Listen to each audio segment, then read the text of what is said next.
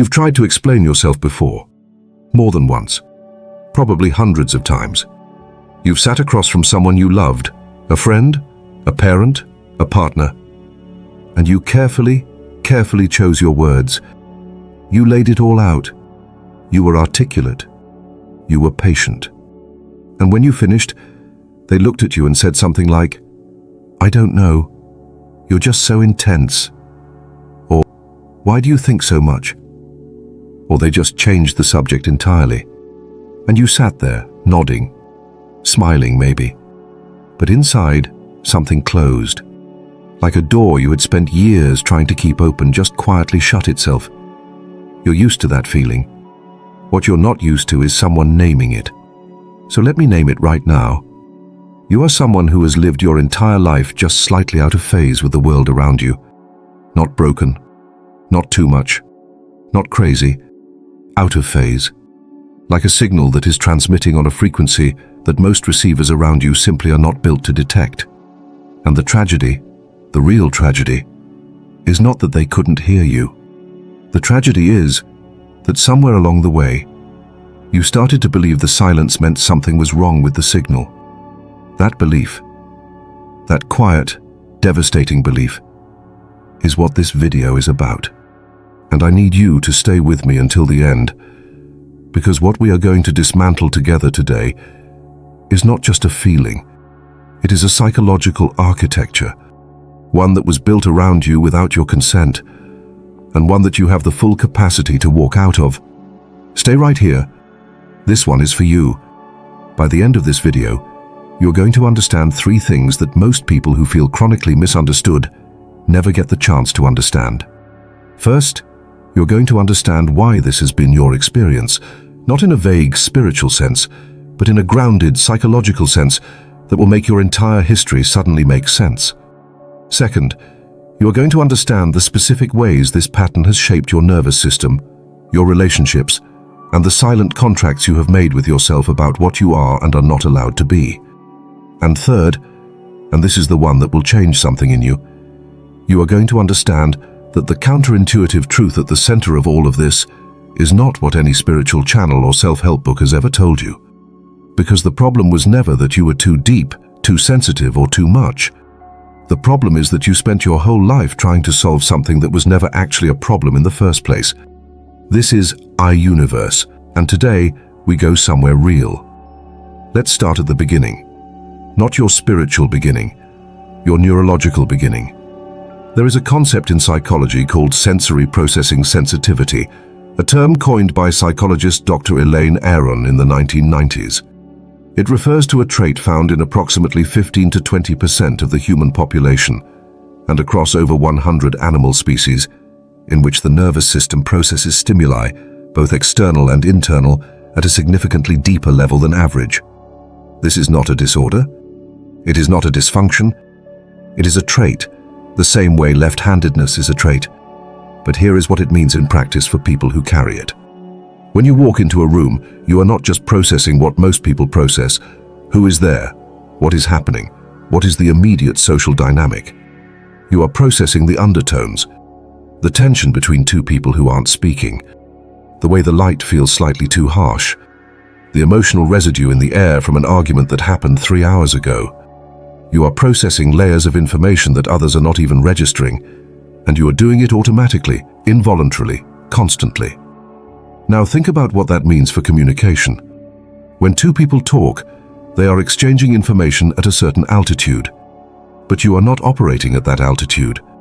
You are simultaneously listening to what is being said, what is not being said, what the emotion underneath the words is, what this moment means in the larger context of the relationship, and what the implications might be for the future.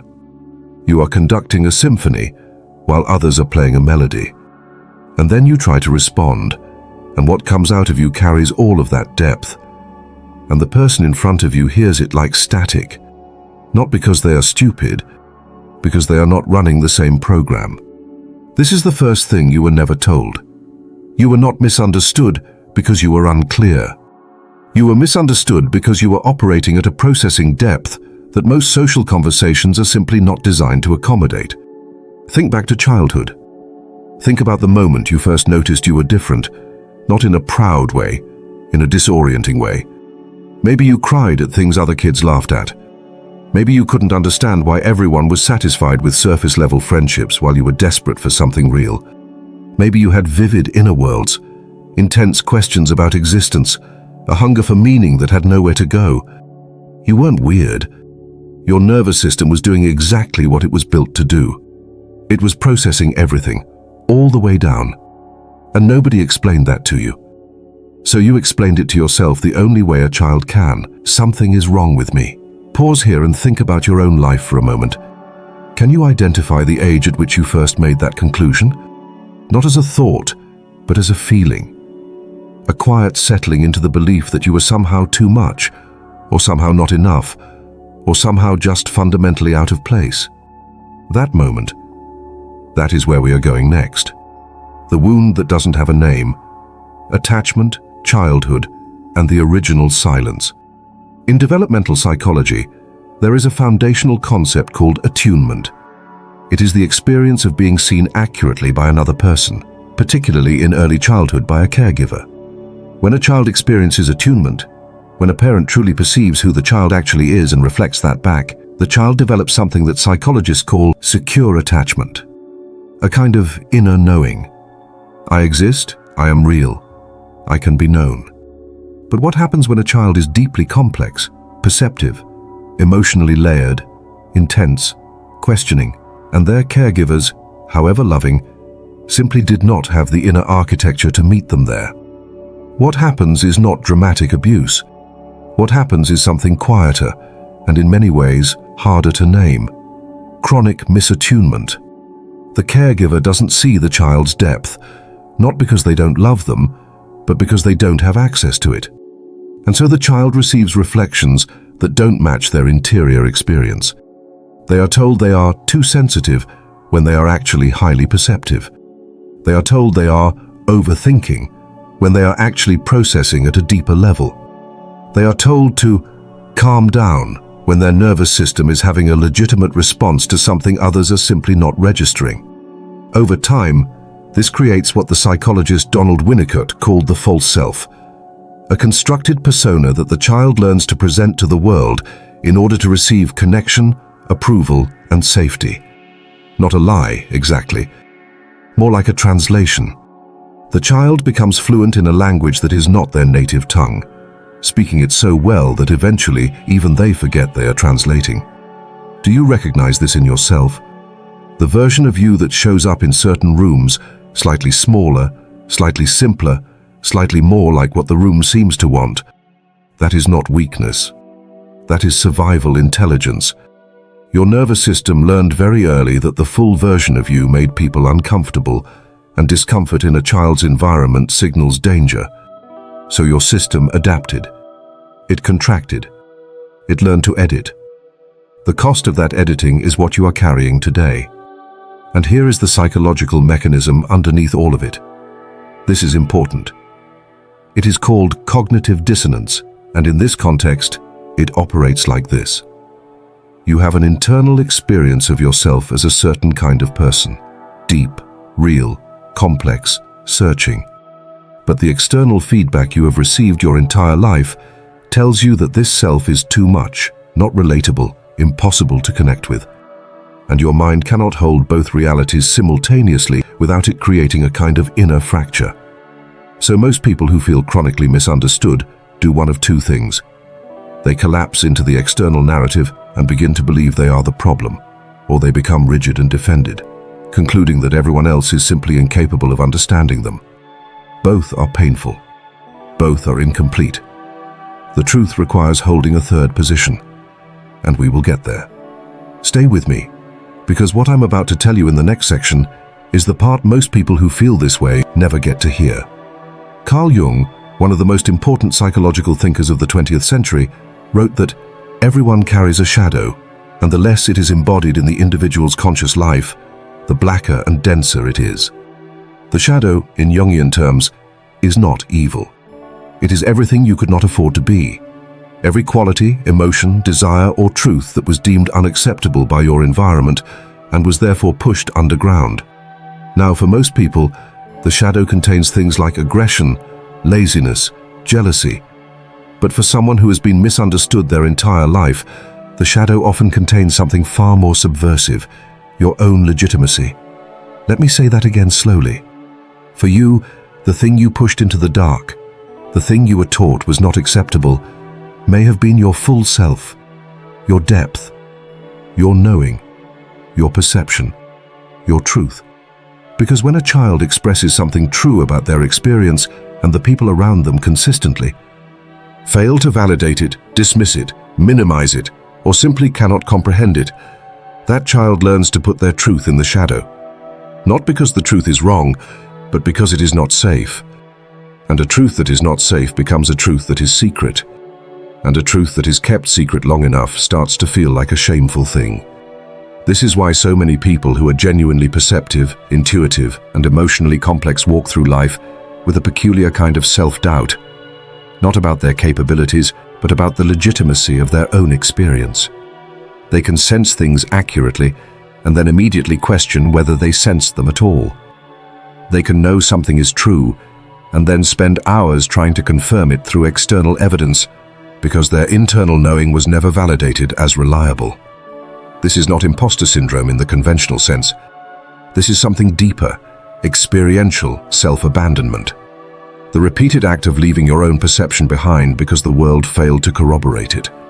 Jungian shadow work asks us to do something radical, to retrieve what was cast out, to look at the shadow not with fear or shame, but with curiosity, to say, what did I put down here that actually belongs to me? And for someone with your history, the answer often is, I put down my right to be exactly who I am without requiring the world's comprehension of it. That retrieval, bringing your legitimacy back into the light, is not something that happens in a moment. It happens in decisions, small ones, daily. The decision to say what you actually think in a conversation rather than the edited version. The decision to stop explaining yourself to people who have demonstrated they are not interested in understanding. The decision to let your depth exist in the world without apologizing for it. These decisions are shadow integration, and they are, in the truest sense, the work. Here is something that almost nobody in the spiritual space talks about with any scientific seriousness: the relationship between chronic misunderstanding and nervous system dysregulation. Your nervous system has what researchers call a window of tolerance, a zone of arousal within which you can function, connect, and process effectively.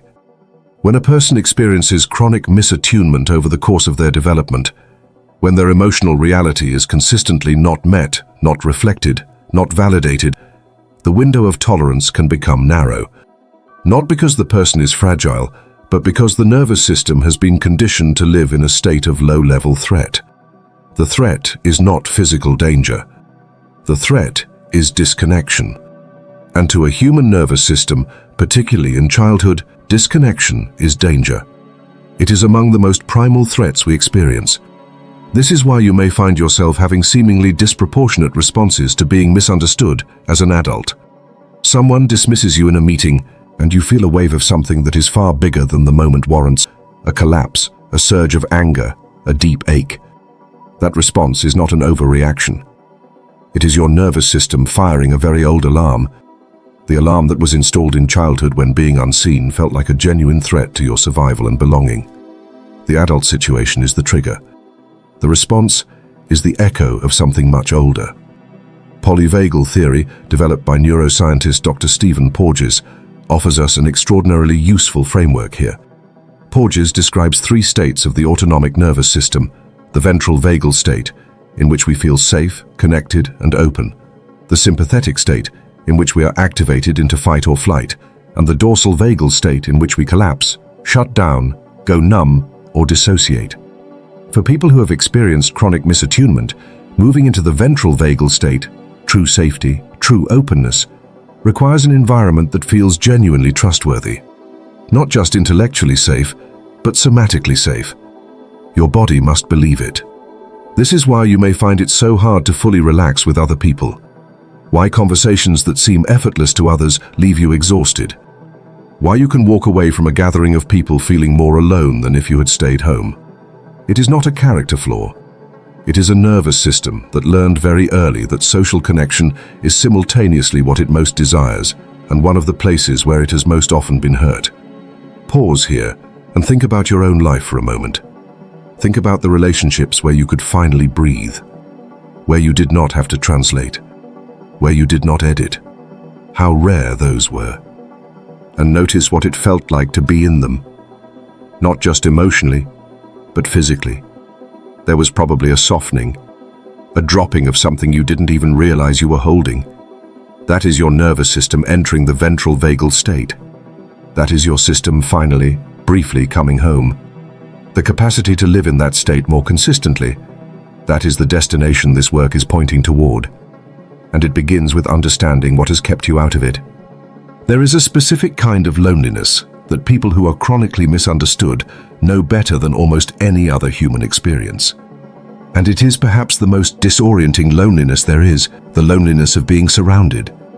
You can be in a room full of people who love you, genuinely love you, in the ways they know how, and feel more alone than you have ever felt in your life. Not because the love is not real, because the love is not meeting you where you actually are. And love that does not meet you where you are, however sincere, feels like receiving a gift that does not fit. You can see the intention, you can appreciate the care, but the gap remains. This is existential loneliness, which philosopher Irvin Yalom describes as one of the 4 ultimate human concerns. Unlike the loneliness of physical isolation, existential loneliness is the recognition of the fundamental separateness between one consciousness and another, the awareness that no matter how close two people become, there remains an unbridgeable space between one inner world and another. Most people catch glimpses of this and quickly look away. They fill the space with noise and busyness and distraction. But you cannot look away. Your processing depth won't let you. And so you have sat with this loneliness in ways that others have not. You have had to develop a relationship with it. Some of you have made it your companion. Some of you have made it your enemy. Very few of you have ever made peace with it, because nobody ever told you that the loneliness you feel is not a sign that you are unloved, unlovable, or beyond connection. It is the precise and accurate perception of a genuine gap, a gap in consciousness, in processing, in depth, that simply exists between you and most of the people in your environment. The spiritual teacher Thomas à Kempis wrote in the 15th century that many words satisfy not the soul, but a good life refresheth the mind. For you, what this means is this. The hunger you feel is not for more connection, not in the conventional sense. It is for quality of contact, for moments of genuine, unmediated meeting, where what you truly are is encountered by what another person truly is, without performance, without translation, without the exhausting labor of making yourself legible to someone operating on a different frequency. Those moments are not impossible, but they require you to stop looking for them in the places and people who have historically not been able to offer them. They require a kind of radical reorientation toward environments, people and practices that match your frequency, rather than demanding that you lower yours. Stay with me, because what comes next is the part of this video that I believe you have been waiting for your entire life, even if you did not know you were waiting for it. Here it is. The thesis that this entire video has been building toward. The thing that most spiritual channels will never tell you because it requires a level of nuance that goes against the feel-good narrative. Are you ready? The reason you have been misunderstood your entire life is not because you are too deep, too sensitive, too much, or too ahead of your time. It is because you have been directing your energy toward the wrong problem. Let me explain. When we feel chronically misunderstood, we tend to frame the problem one of 2 ways. Either something is wrong with us, we are too complex, too intense, too difficult to understand, or something is wrong with the world. People are too shallow, too unconscious, too unwilling to meet us. Both framings share a common hidden premise, that being understood is the goal. That understanding, receiving comprehension from others, is what will complete you. And so the invisible project of your life has been to find the right words, the right people, the right moment in which someone finally gets it, finally gets you. But here is the truth that psychology and genuine spiritual maturity both converge on. Understanding is not a need that can be met from the outside. Or rather, it can be met partially, momentarily, beautifully from the outside, in moments of real human connection. But the core hunger, the one that has driven you your entire life, the one that no relationship has ever been able to fully satisfy, that one is not a communication problem. It is a self-recognition problem. The ache you feel is not primarily, why won't they understand me? Underneath that, at the root level, the ache is, do I understand myself? Do I see my own depth clearly enough to no longer require others to confirm it? Have I validated my own experience thoroughly enough that the failure of others to validate it doesn't dismantle me? This is what Jung was pointing at when he spoke of individuation, the lifelong process of becoming who you truly are, independent of the roles and projections the external world assigns to you. Individuation is not about becoming more understood by others. It is about becoming so self-known, so internally coherent, that misunderstanding from others becomes information rather than devastation. Not that it doesn't hurt. It still hurts. But it does not destabilize your sense of reality. You stop needing the world to ratify your inner world in order to trust it. The counterintuitive truth is this: the people throughout history who have contributed the most to human consciousness, the mystics, the philosophers, the artists, the scientists who saw what others could not see, were profoundly, often terminally misunderstood in their time. Not because they failed to communicate, but because what they were perceiving was genuinely, structurally beyond the current comprehension of their context. The gap was real. The gap was not the problem.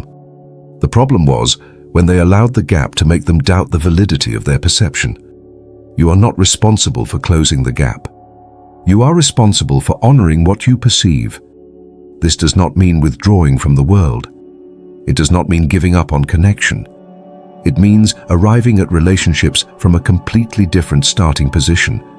Not, will you understand me? But, here is what I am.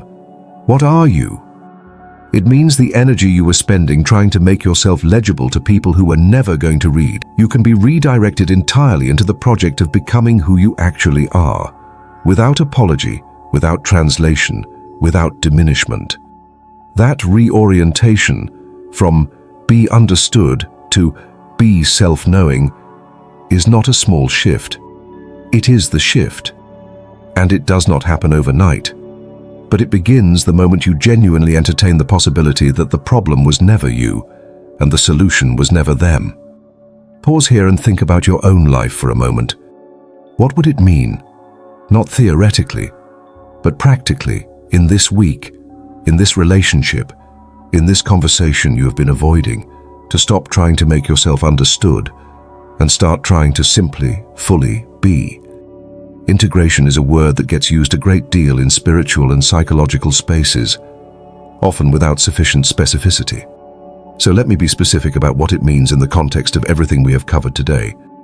Integration, in the Jungian sense, means bringing the disparate parts of yourself, the translated self and the authentic self, the adaptive self and the original self, into a unified, coherent whole that can move through the world without constant inner conflict.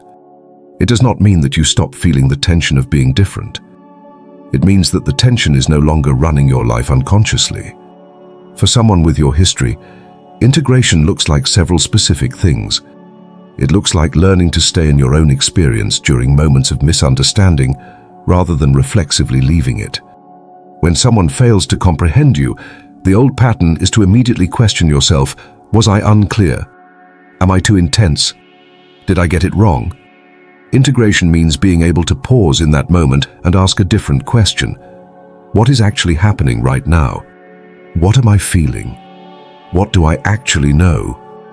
And trusting the answers that arise from your own interior before looking to the external event to define your reality.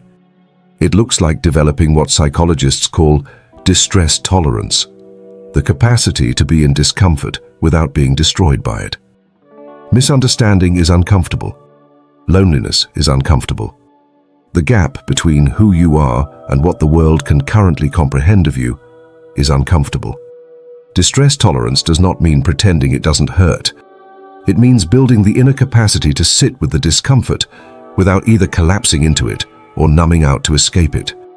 This capacity is built slowly through small repeated acts of staying present with your own experience. It looks like deliberately building what I would call a frequency-matched community. A small number of relationships, even 2 or 3, where the quality of contact is real, where you do not have to translate, where your depth is not just tolerated but genuinely met. These relationships do not happen by accident. They require you to stop investing equally in all relationships and to begin directing your relational energy with intention. Quality over quantity is not just a preference for someone with your nervous system. It is a survival strategy. And finally, integration looks like developing a creative practice, some form of expression through which the contents of your interior world can be made manifest, not for the purpose of being understood by others, but for the purpose of being fully witnessed by yourself. Writing, art, music, movement, building, whatever form it takes, the act of externalizing your inner world and seeing it in front of you is one of the most powerful tools available for self-recognition. It closes the loop. It says, I was here. I perceived this. I put it down in the world. That is enough. I want to take a moment before we close and speak to you directly. Not to the viewer, not to the audience. To you. You have spent a very long time carrying something that was never meant to be carried alone. The belief that you were the problem. That the silence after you spoke was evidence of your inadequacy. That the loneliness you felt in rooms full of people was a verdict on your worth. That the exhaustion of constantly translating yourself was just the price of being who you are. It was not the price. It was a tax. A tax levied on you by a world that had a limited vocabulary for what you were offering. And I want you to hear me say this, as clearly as I can. What you have been experiencing is not a character defect. It is not spiritual immaturity. It is not evidence that you are broken or damaged beyond repair. It is the entirely predictable, psychologically coherent consequence of a nervous system that processes deeply, a consciousness that perceives widely, and a spirit that refuses, even now, even after everything, to accept a surface-level version of what life could be. That refusal is not your wound. That refusal is your integrity. The mystics and the sages and the philosophers across every tradition and every century have consistently described the same experience you have been living, the experience of perceiving something real that the surrounding culture cannot yet see, of carrying a knowing that cannot be verified by the people around you, of living in the uncomfortable space between what is and what could be, between the world as it is and the world as you sense it is capable of becoming. They did not call this pathology. They called it prophecy. They called it vision. They called it the burden and the gift of consciousness that has moved ahead of its time. You are not ahead of your time in an arrogant sense. You are not better than anyone, but you are perceiving through a different aperture. And the world needs what you perceive. It has always needed it. Not from a polished, translated, edited version of you. From the full, raw, undiminished version of you. So here is the mission I want to give you. Not a vague spiritual aspiration, but an actual practice. Beginning this week, stop editing yourself into comprehensibility for people who have not earned the privilege of your full self. Not with cruelty, not with walls, but with discernment. Choose deliberately one relationship in your life where you will attempt to show up more fully this week. One conversation where you will say the true thing instead of the palatable thing. One moment where you will let your depth be visible without immediately softening it to make someone else comfortable. That is the beginning of integration, not a grand transformation. One true sentence in one real conversation with one person who matters. And carry this with you. The reason you have felt misunderstood is not because you are illegible. It is because you are original. Originals are not understood immediately. They are understood eventually.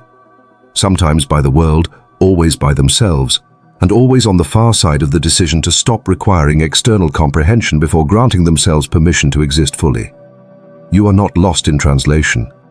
You never were. You are the original language, and the world slowly is learning to read you.